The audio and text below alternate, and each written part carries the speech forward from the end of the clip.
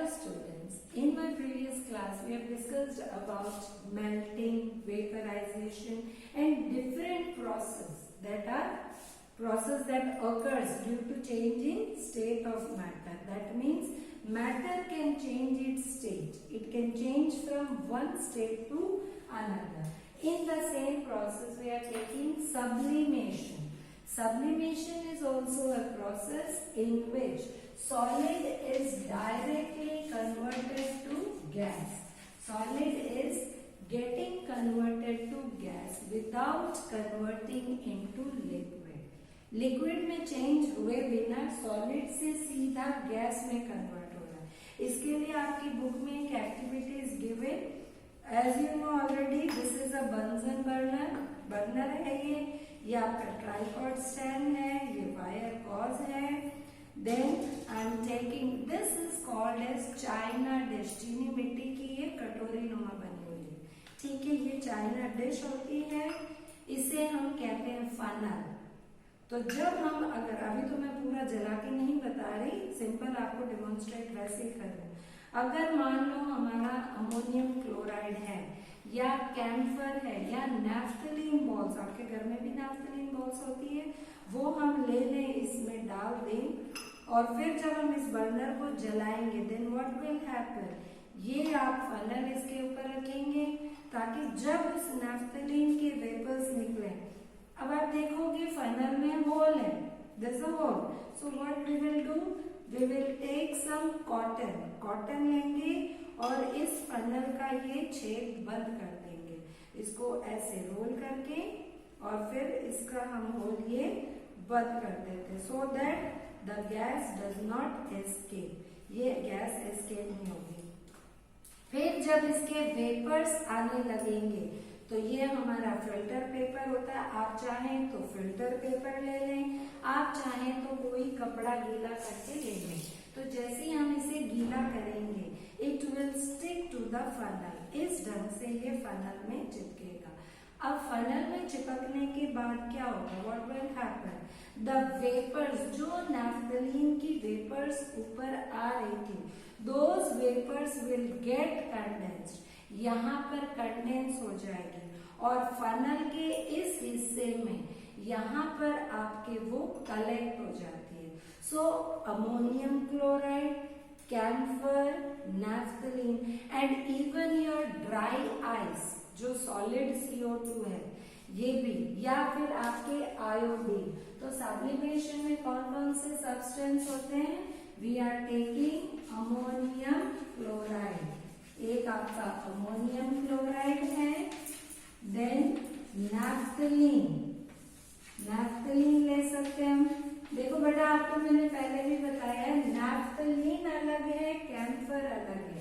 Naphthalene जो हम कपड़ों में रखते हैं या जो हम वॉश बेसिन टॉयलेट्स वगैरह में यूज करते हैं, दैट इज नैफ्थलीन. इसकी स्मेल स्वीट स्मेल होती है. और दूसरा है आपका कैम्फर. कैम्फर जो है ये कपूर है जो हम जलाते हैं, पूजा में जलाते हैं. और फिर आपका आता है solid CO2, carbon dioxide. This is called as dry ice.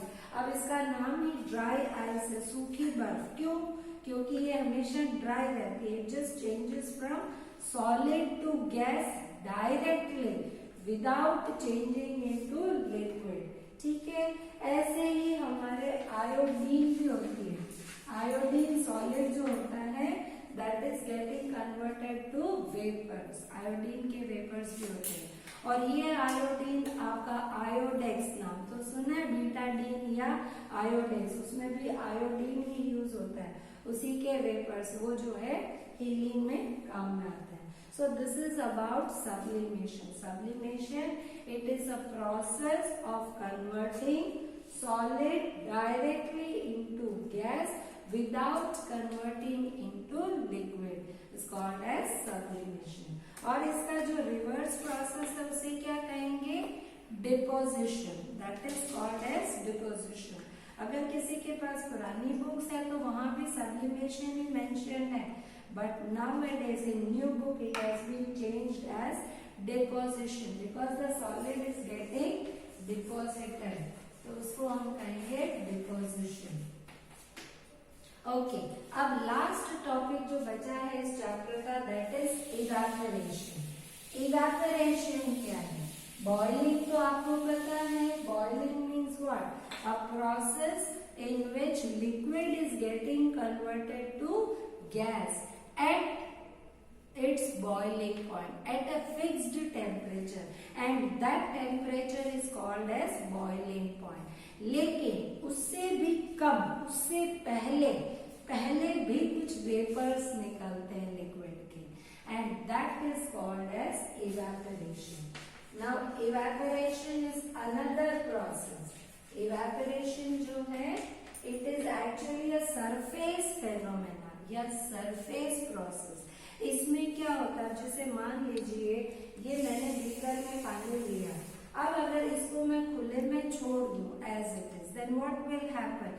ये जो सरफेस के ऊपर के मॉलिक्यूल्स हैं, बॉडी ये हीट, इस हीट से क्या होगा? नॉर्मल रूम टेम्परेचर वाली हीट से those water will, the molecules at the surface will get evaporated. Boil नहीं हो रहा है पानी, उबल नहीं रहा है, लेकिन इसके ऊपर के जो सरफेस पे मॉलिक्यूल्स हैं that are getting converted into gas phase. So what happens? Liquid is getting converted to gas, or you call it as vapor below boiling point.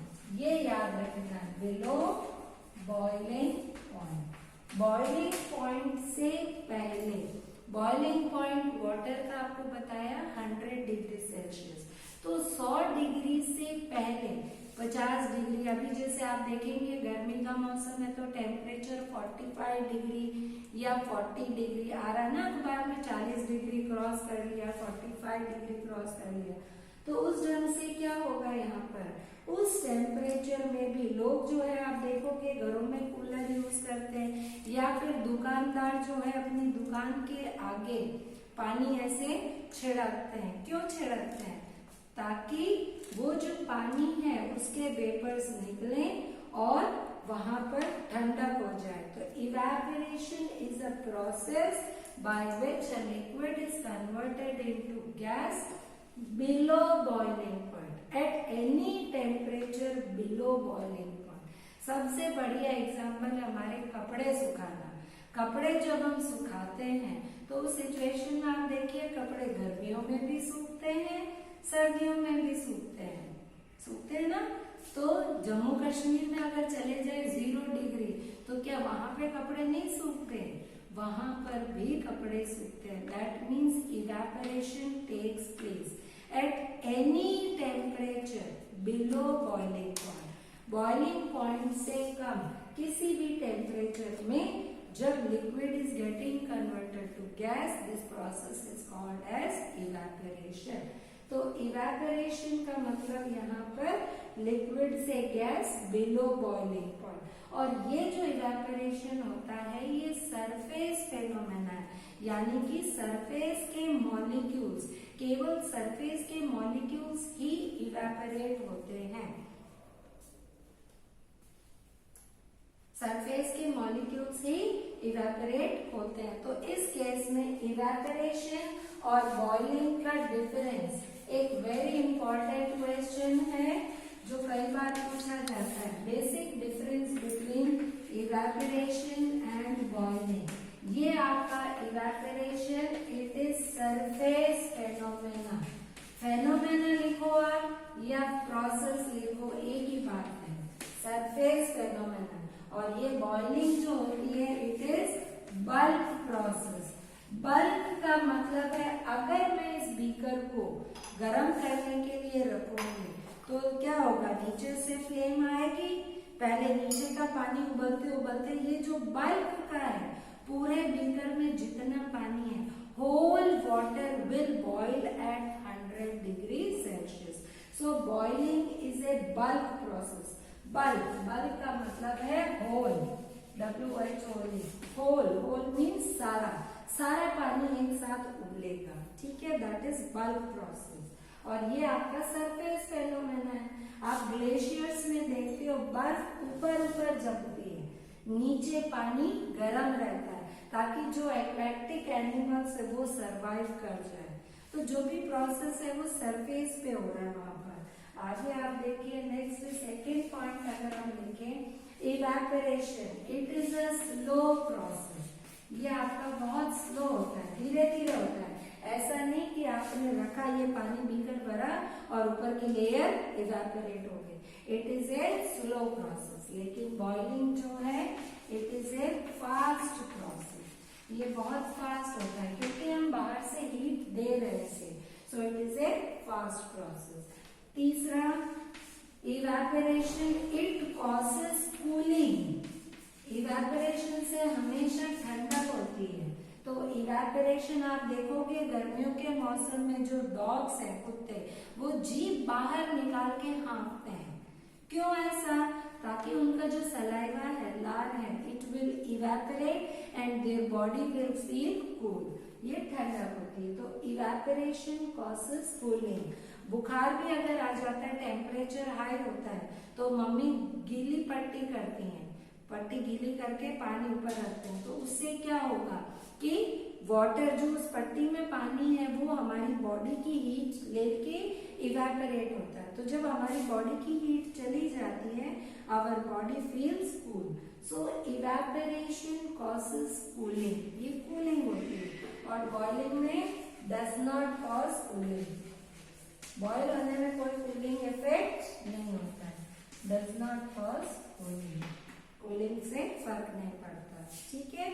So these are the difference between evaporation and boiling. Rest factors that affect evaporation we will do it in next class. I hope you like my video. Please do subscribe. Thank you.